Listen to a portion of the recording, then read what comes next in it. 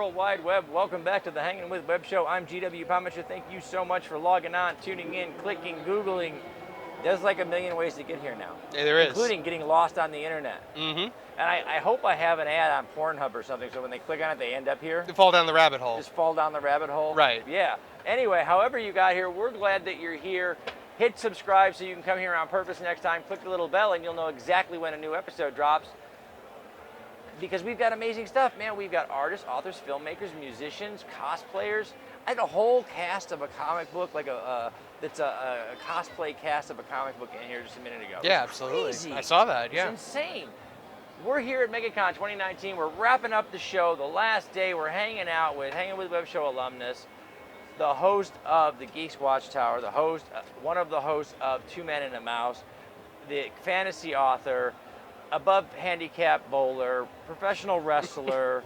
This guy does everything, and he does it well. I don't like him very much because of that. But I let him sit down because he looks tired. He's been doing things well all over MegaCon all weekend. It's been a busy weekend. It has been a busy weekend. How you doing, Kevin? Oh, thank you very much for having Kevin J. Kessler, me. by the way, everybody. Kevin J. Kessler, fantasy author, responsible for the Rosinanti series. And wait a minute, the card has new stuff. Yes, it does have new stuff. Why does my card have new stuff I don't know about? Tell me about what I don't know about. I did about a year or two ago, a year and a half ago or something like that. My publisher, Lavish Publishing, they wanted to do a winter box set. So they were like, "Hey, Kevin, do you have a story about winter that can go in this box set?"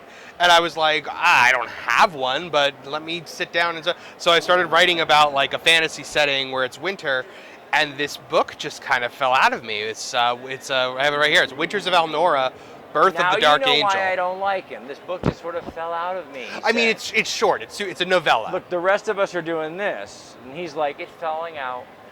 It's a novella, but it's not. Yeah. So it follows. Tell us the story. What is this? It follows a young girl named Elnora. She's a beggar orphan on the streets of Kailum, which is the city of light. It's like the pristine, perfect society ruled over by the Luxian order, which is like essentially it's the organized religion of this world. But you know, much like most things, while the city may be pristine and shiny on the outside and to the upper level, there are, you know, there's always a seedy underbelly, and she has been a victim of it. It's very dark. It's a dark fantasy, lots of adult themes. There are themes of abuse in it as well. Wow. So she goes from being beggar orphan to being taken as the apprentice of the Dark Angel, who is the sorcerer who embodies all of the dark magic in the world. And this book follows 4 winters throughout her life. So she starts as a child, and ends up as a woman, and it shows her rising up, and through her apprenticeship to the Dark Angel, it shows the rise of the greatest dark sorceress the world will ever know, and it shows how she becomes the Dark Angel herself. So it's Winters of Elnora, Birth of the Dark Angel. Winters of Elnora, Birth of the Dark Angel. And I'm working on a sequel actually as we speak called Nice. Yep, it's called Apprentice of Elnora, Heir to the Dark Angel. See, he can write and speak at the same time as we speak. He's doing the other one. It's falling out of him. This one's not falling out quite as easily, huh? Quite as easy. No, I've been very, very busy lately. There's been so much going on. Yeah. I'm working on 3 books at the same time right now. I'm doing the Rosinanti series is complete, but I am actually doing a second saga of it. Okay. So I'm working on that. I'm working on the Elnora sequel, and I'm working on a new series called the John Merlin saga, which is my first foray into contemporary dark fantasy. So yeah, that is going to be. Yeah. A little more challenging. You know what? Not as challenging, because I'm working within the confines of an already established universe. Our world, our universe. I don't have to explain what a car is, because everybody knows what a car is. I can just say, there's a car, you know? You know, I was going to say, though, as much as that gives you a structure bones to build on, yes, it also gives you a confinement. It gives you a confined space. It does. I mean, I had to figure out how magic works in this universe, obviously. I have big plans for this universe. Like, I'm writing John Merlin the way I would write a television series. Each season is going to be put into volumes. See, the modern fantasy, or I don't even know how to word that without being, you know, doubled and doubling up. The modern fantasy writers, right? There's something that has been altered in the last maybe 2 decades, and that is, you know, before about 20, 25 years ago, modern fantasy writers, the biggest challenge was fitting magic, mystery, monsters into the modern world, and always, always, always keeping that a secret. Well, And that was so hard to do that about 25 years ago, authors just stopped, and they were like, whenever we do this, there's been a moment, there's been a change. Even when you go to like True Blood, there's a moment when everybody knows about it, because it's just so hard to keep these big things a secret. What are you working on? Are you working on doing it that way? With Merlin, I'm making it episodic, like a television show.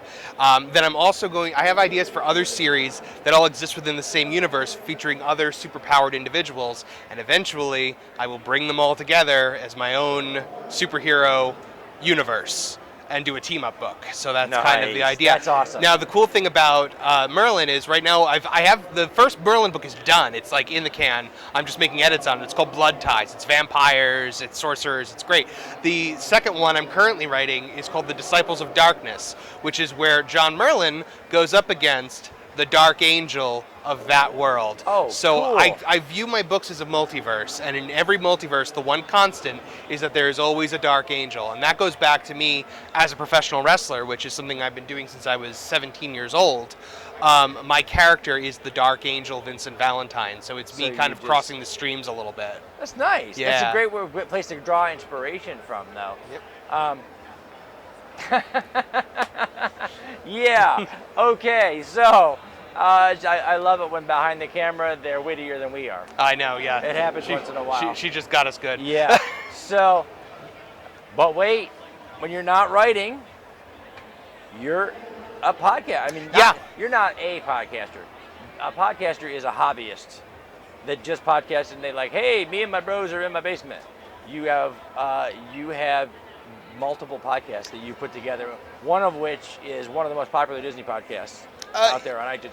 I looked it up. I'm telling you the truth. When it comes out. I mean, it does well for something that you can't do all the time, but when you do it, and I feel terrible about that because when you do it, man, they love it. It used to be every week, nonstop. Never missed a week, and then. I started my own business.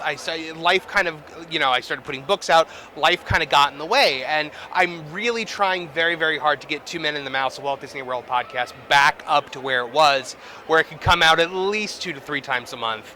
Awesome. And of course, when it comes out, they go. They want it. Yeah. People love it. And I love doing it. And my co-host Peter Mandel and I, we have a great time doing it. We've always said, like, we can do this forever. They'd never run out of things to talk about. I mean, he's up in Jersey. I moved down here to Orlando. I'm right here by the parks.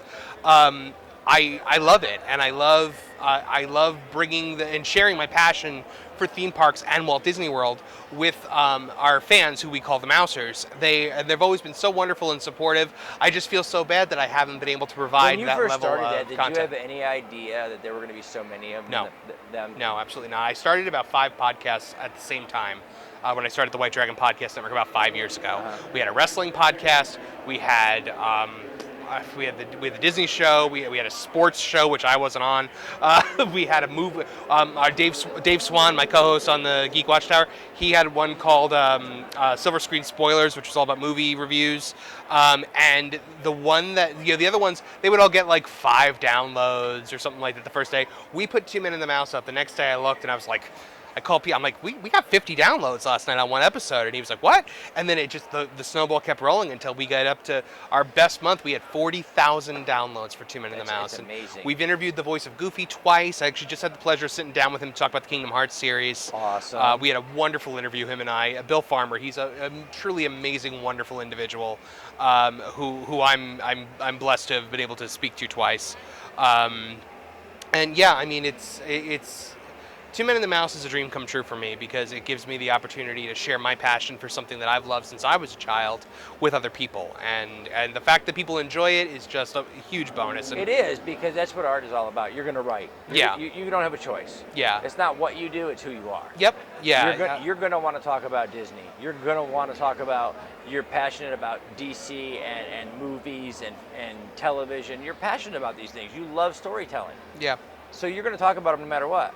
Absolutely. Success in doing so, that's like the hugest big cherry on top. Absolutely. It's amazing, right? Yeah, well, and now I've added yet another hat onto my head after 5 years of in activity, I've gone back to the world of professional wrestling with UWA Elite, which is a wrestling territory up in New Jersey run by my friend Dave Swan, who co-hosts the Geek Watchtower. He brought me back. I'm flying up to New Jersey once a month to, compete in the ring again. And Wow. so being able to step into the Dark Angel Vincent Valentine again, being able to be that character again, being able to perform in front of a live crowd again, it's a rush that, I would say I was so nervous the first time we went out there. I had this whole promo in my head planned out from beginning to end. I never script myself, and I scripted myself for that one, but I hit the ring and so nervous, stood up, suddenly I was the character again. The script went out of my head and I just flew off the cuff and cut a 3-minute promo that there was no stumbling, there were no ums or uhs. You just it was felt just it. I was him again, and he's a different side of me, and so it was like putting on that old jacket again, and it fits like a glove, Well, and and a lot of folks, especially, we talk a lot, you and I together, and about the arts. Yes. Whether it's TV, movies, books, whatever, the arts in general. I don't think a lot of people understand what an art form wrestling is. It's athleticism, but it's also an art. It's storytelling in an athletic Yes. forum, and that is hard to do. Professional wrestling is the single most prolific theatrical art form I've ever. And I've done I've done film, I've done TV, I've done stage. I've done a lot of stage, but wrestling is my first love of performing. It's an amazing. And the UWA Elite has such amazing production value. I mean, if you've never checked it out, you have to. There's the UWAElite.com. They've got the UWA Elite network up there. I've checked it out through the internet now, thanks to you. Yeah. And it is. I was not growing up a huge wrestling fan. But as an adult in my middle age, I started checking out some different things because people would talk to me, or we had people on the show or whatever that were wrestlers. I'll check it out. I'll look. It is an amazing art form. There's drama. There's a lot of details in the storytelling. There's comedy, and it's all wrapped up as you're trying to do these amazing athletic things for the show. And you know what? It's funny, whether it's Winters of Elnor or whether it's the Rosinanti series, whenever I write combat, people really seem to like it. They're like, wow, your fight scenes pop. I really like reading your fight scenes. Well, that's because of wrestling.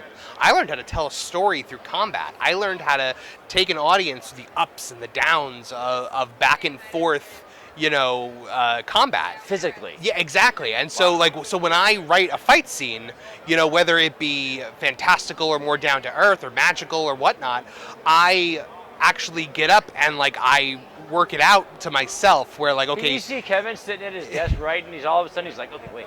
No, I actually get up. I actually get up and I'm like, okay, he's gonna throw this punch. He's gonna go, Wow. And I actually work out the logistics of how it will work because I book it in my head like it's a wrestling match. Well, it helps too because you can't get it wrong. Yeah. Right. Well, you can get it wrong. Yeah. It but definitely. I mean, when you're doing that though, it's hard to get it wrong. Because you know what it would be like if you had gotten it wrong. You get hit in the head with something. Of course. It's a bad idea. Yes. All right, guys, we have to wrap it up. She's gonna flash that card at us. Behind the camera here, and Kevin and I are getting used to this. They do it to us on the radio. Right. They do it to us on the camera. And whenever you get a good conversation going, all of a sudden they're like, "Hey guys, shut up." Yeah. No, See? absolutely. We're going to thank our partners and our friends at Famous Faces and Funnies, Rick Shea and the team over there, Space Coast Comics and Indie Originals at IndieCon 2019, Jay Bauer Art, Krypton Radio, the Foxwood Wine Company, and Yvonne Mason with Off the Chain Radio. These are the people who have been supporting the show, almost all of them, from the very beginning. We hope you will do the same thing. We've been hanging out with Kevin J. Kessler, fantasy author, podcaster, wrestler. He's a good guy. Check the links below. Go find out for yourself. All right, guys. Stay tuned in. Stay logged on. See who we're hanging with next. Dude, awesome. Thank you. Awesome. Always a pleasure. I love it, man. Well, I gotta start calling. Indie